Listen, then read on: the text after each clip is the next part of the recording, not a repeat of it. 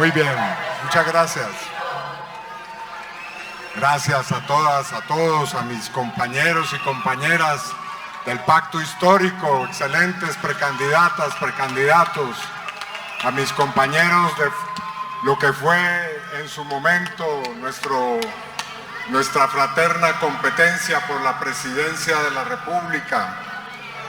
Saludo a todas las personas presentes, a los medios de comunicación. Y antes de proceder a leer mi noveno mensaje programático, quiero enviar dos mensajes particulares. El primero de ellos es el siguiente: las víctimas somos superiores a la impunidad. Tenemos el poder de la verdad. Somos superiores moralmente a los victimarios. Tenemos la memoria de lo que ha acontecido y por eso prevaleceremos a pesar de todos los ataques, las decisiones injustas, y a la postre habrá verdad, justicia y reparación para las miles de víctimas del expresidente Álvaro Uribe Vélez en Colombia.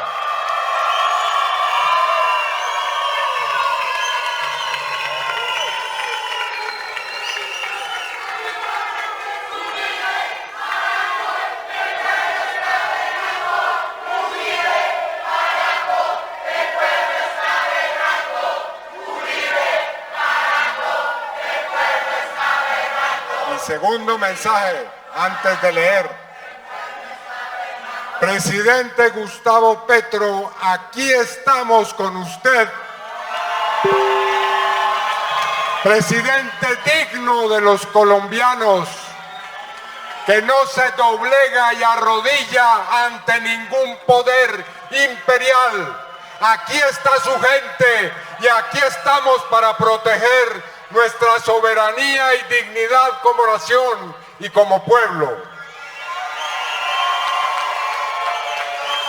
Las extremas derechas de Miami y Bogotá se han unido para hacer campaña electoral y quieren golpear al pacto histórico, a su presidente y a su gobierno, como una forma de seguir sometiendo al pueblo colombiano a la injusticia y a la ignominia. No lo vamos a permitir. Presidente Petro es un líder internacional de la dignidad de los pueblos, que ha sabido elevar su voz contra el genocidio, contra la crisis climática y por la justicia internacional y las relaciones de respeto a los pueblos. Presidente, toda nuestra solidaridad frente a los ataques despiadados que vienen desde Estados Unidos.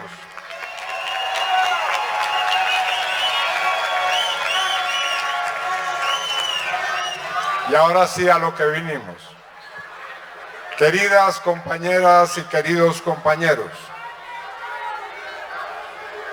he decidido pronunciar el noveno de mis discursos programáticos, el último de esta primera etapa de campaña, aquí en la ciudad de Bogotá, capital no solo de nuestro país, sino también de muchas de las luchas y conquistas más emblemáticas del pensamiento y la acción progresista.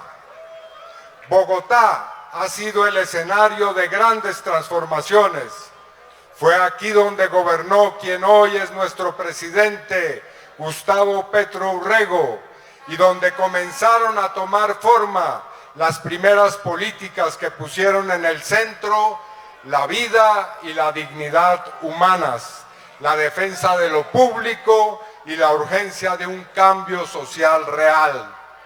Por eso la experiencia de la Bogotá humana no solo marcó una nueva forma de gobernar, se convirtió en un hito fundamental en nuestro camino hacia una nación más justa y más humanista, Gracias, Bogotá rebelde y democrática,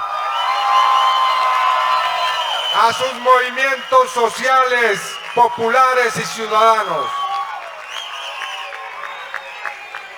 Como dije, he elegido esta ciudad para presentar este noveno mensaje, dedicado a esbozar mi propuesta de revolución política democrática, que lleva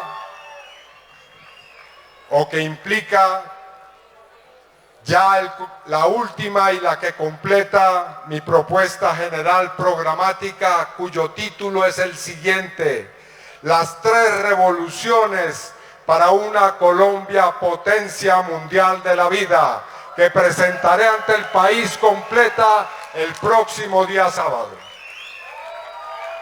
Para el pacto histórico, mis compañeras y compañeros que me rodean, en eso consiste nuestra labor electoral, no en la política del espectáculo, ni en la compra de conciencias o el derroche de miles de millones de pesos de campañas de insulto y agravio. Lo nuestro consiste en una propuesta pensada y dialogada con la gente que le ofrecemos al país para elegir en 2026, como con toda seguridad lo haremos, el segundo gobierno de la gran transformación histórica y social en Colombia, para continuar la obra de nuestro digno presidente Gustavo Petro. A lo largo de estos discursos he empleado conscientemente la palabra revolución para definir la necesidad de intensificar, crecer y hacer irreversibles las transformaciones sociales que ya hemos logrado en nuestro primer gobierno progresista. ¿A qué clase de revolución hago referencia? La revolución que necesita Colombia debe ser pacífica, participativa y una transformación profunda, no meramente superficial. Cuando digo que debe ser pacífica, me refiero a que el cambio no puede surgir de la violencia. No es con las armas, sino con las conciencias. No es con la fuerza, es con la inteligencia y la imaginación del pueblo colombiano.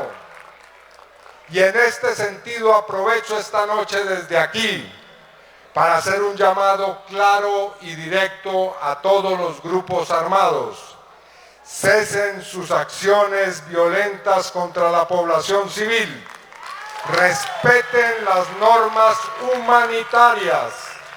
No más asesinatos de lideresas y líderes sociales. No más persecuciones a quienes firmaron la paz. Les invito a dejar atrás la vía armada y sumarse al camino del diálogo, de la transformación pacífica de Colombia. Estas revoluciones de las que hablo también son participativas, es decir, democráticas. No pueden ser impuestas desde arriba por el caudillo o por un partido autoritario de turno.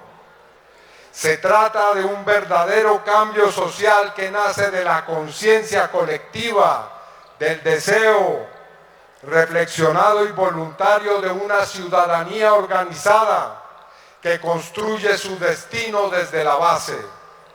Y finalmente, debe ser una revolución profunda que transforme de verdad.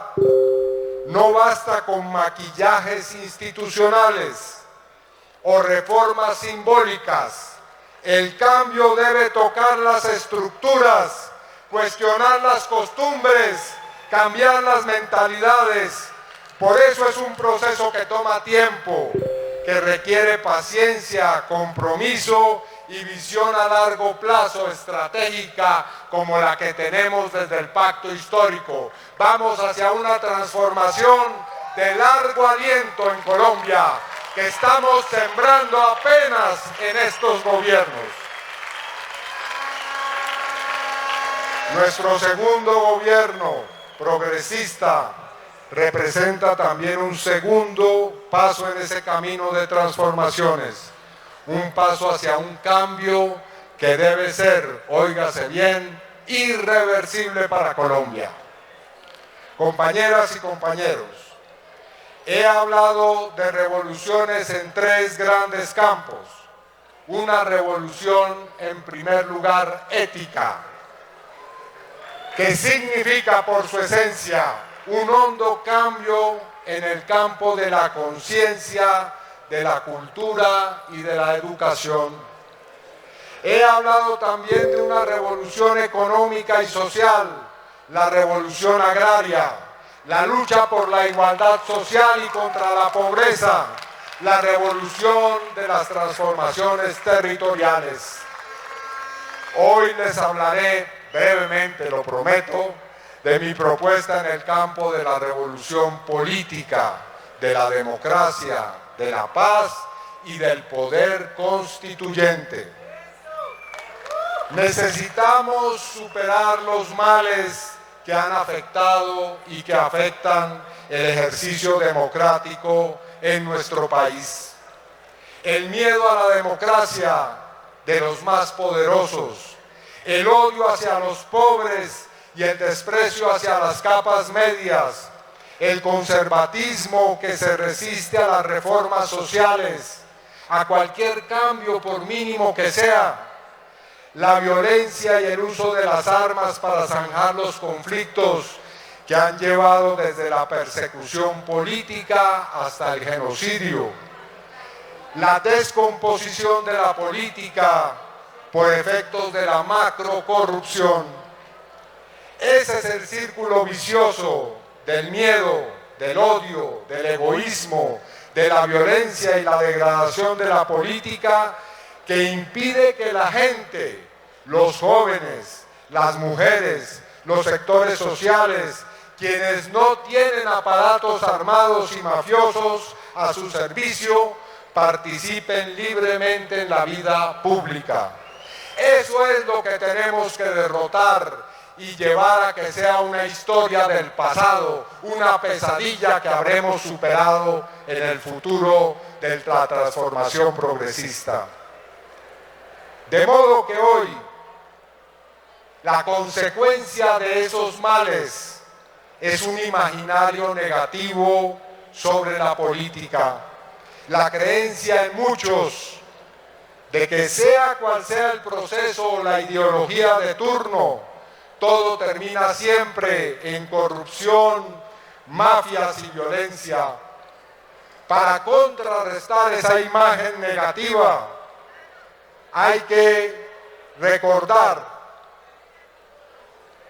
antes de que genere una peligrosa despolitización, que en nuestra sociedad también han existido mujeres y hombres que han sacrificado su vida y que han entregado con coherencia su esfuerzo por el pueblo colombiano y que son nuestro referente ético de memoria, que son las personas que nos iluminan en este camino.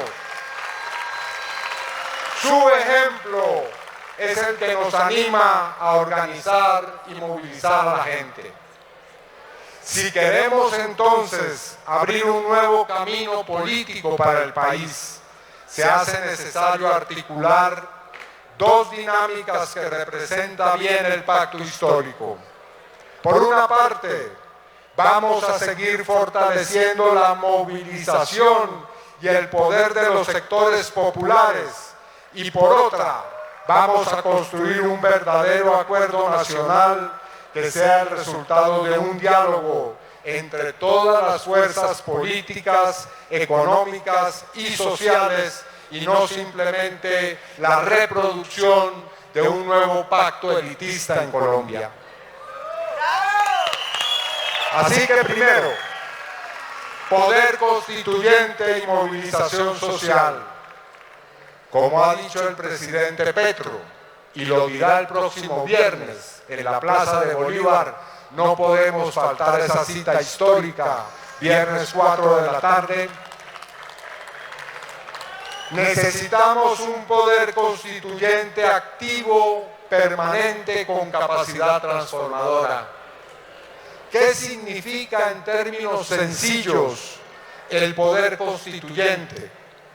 Es una actitud y una práctica constante de la ciudadanía.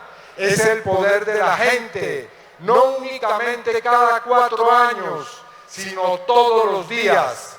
Es entender la democracia como un proceso siempre vivo, inacabado y siempre en construcción. Significa que el pueblo organizado en su diversidad puede y debe transformar las instituciones constantemente para que respondan al bien común, comenzando por el Congreso de la República. No esperar a que los de arriba cambien las cosas, sino ejercer presión, iniciativa y control desde abajo. Sin duda, en nuestro gobierno ha crecido la conciencia política y el pueblo colombiano es cada vez más perceptivo y claro sobre cómo transformar la realidad. Esa es tal vez la mayor conquista que tenemos hoy en este gobierno, porque un pueblo que despierta a la conciencia de la revolución social es imparable, y hoy lo somos en Colombia. Tenemos ya una ciudadanía que sabe movilizarse y reclamar, como lo vimos en las calles durante el estallido social de 2021, en las mingas indígenas, en las marchas de mujeres y en tantos otros escenarios. El pueblo colombiano no es apático, quiere participar, pero siente que las estructuras políticas están fallando. Entonces nuestro deber es velar porque se haga realidad la participación desde abajo. No son las élites, y no son solo las élites las que deben entender esto. También nosotros y nosotras, dirigentes del pacto histórico, debemos curarnos de un mal que padecemos a veces: la sordera política, la indiferencia hacia los movimientos sociales. Y la única forma de dejar de ser sordos es yendo al encuentro de la gente en los territorios, en los barrios populares, allí donde se dan las verdaderas luchas de nuestro pueblo.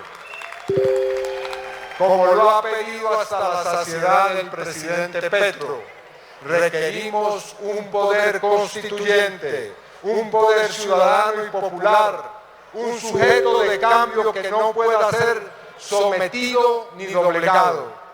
En nuestro segundo gobierno progresista nos proponemos desatar un amplio proceso de participación, de liberación y acción pública, del movimiento social, de las organizaciones, de las comunidades y las ciudadanías. Este es un factor determinante para el cambio social e iniciaremos una época de movilización intensa para lograr que se produzcan las revoluciones y los cambios que queremos. Segundo, el acuerdo nacional que se soporta sobre el poder constituyente. Mi propuesta en consecuencia es que sobre el plano de la movilización y el poder constituyente fortalecidos, se desarrolle un diálogo nacional que conduzca a un verdadero acuerdo de toda la nación. La movilización social y el poder constituyente en este caso son la garantía de que no iremos simplemente a un pacto de élites o hacia un acuerdo de reformas cosméticas. Será el escrutinio y la vigilancia social la que impida que lleguemos a una concertación tibia y superficial que no resuelva los problemas de fondo del país. Óigase bien, una vez elegido como nuevo presidente de la República, convocaré a todas las fuerzas políticas, sociales y económicas, comenzando por las organizaciones sociales y populares, a que conformemos la Mesa de Diálogo Nacional, en la que, sin perder el tiempo, en conversaciones retóricas y, para decirlo en lenguaje popular, sin carreta, definamos entre nosotros los siguientes puntos fundamentales. Una agenda temática que deberá incluir necesariamente las reformas sociales que resta por hacer, la búsqueda de la paz en los territorios y en el país, un modelo diferente para tratar el problema del narcotráfico y la gran minería ilegal y también legal, la cuestión de las transformaciones territoriales.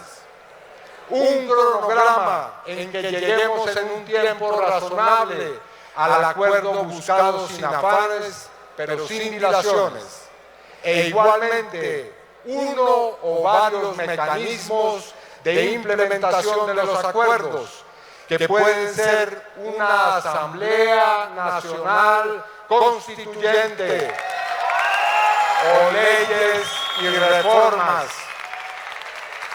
que adoptemos por una vía expedita.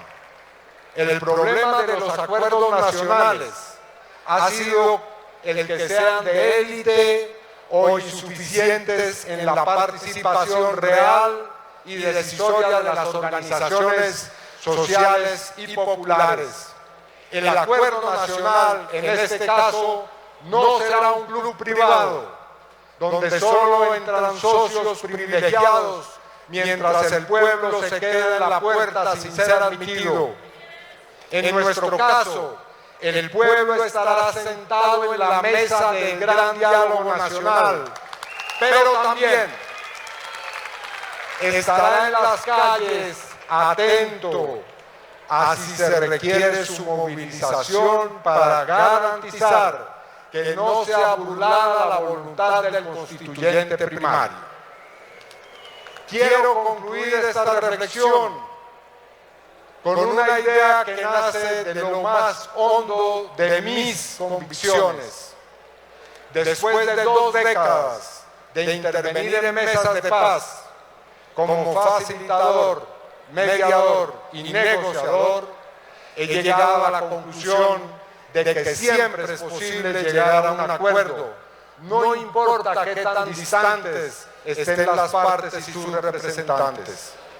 No habrá paz completa en Colombia si la ciudadanía siente que no cuenta, que sus problemas no importan, que sus derechos no son respetados. Porque la paz se construye hablando y escuchando, reconociéndonos todos como parte de un mismo país en el que cabemos con nuestras diferencias y diversidades.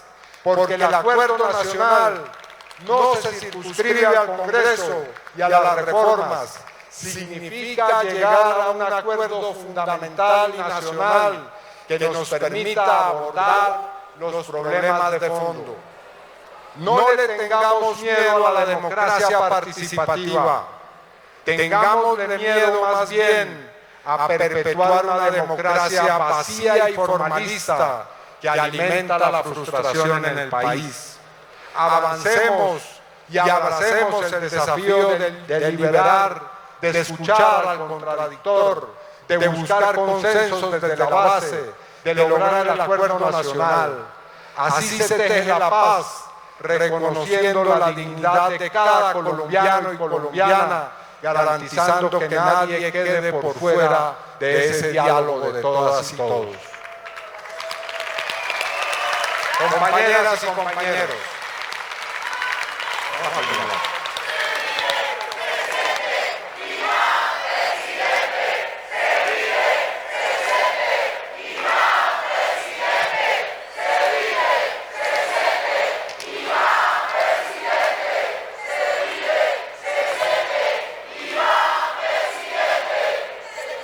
compañeras y compañeros, llegó la hora de participación, de la gran participación. Somos la primera fuerza política en el país que organiza este 26 de octubre, a pesar de todos los obstáculos que nos han querido poner, una consulta democrática para elegir a sus candidatas y candidatos al Congreso de la República y a la presidencia. Esa es la mejor demostración de que somos una fuerza organizada, amplia e incluyente, que puede guiar los destinos de nuestra nación. Yo soy un hijo de nuestro gran pueblo, que hoy tiene la responsabilidad de seguir adelante con la tarea que ha desempeñado, con tanto merecimiento y sacrificio, nuestro presidente Gustavo Petro Urrego.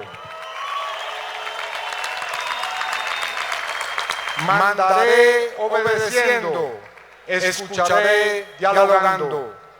Hoy estoy listo con todas y todos ustedes para comenzar el segundo periodo que será de las revoluciones políticas, sociales y éticas que nos llevarán a ser una potencia mundial de la vida. Muchas gracias. Se vive, se siente, Iván es presidente, se vive.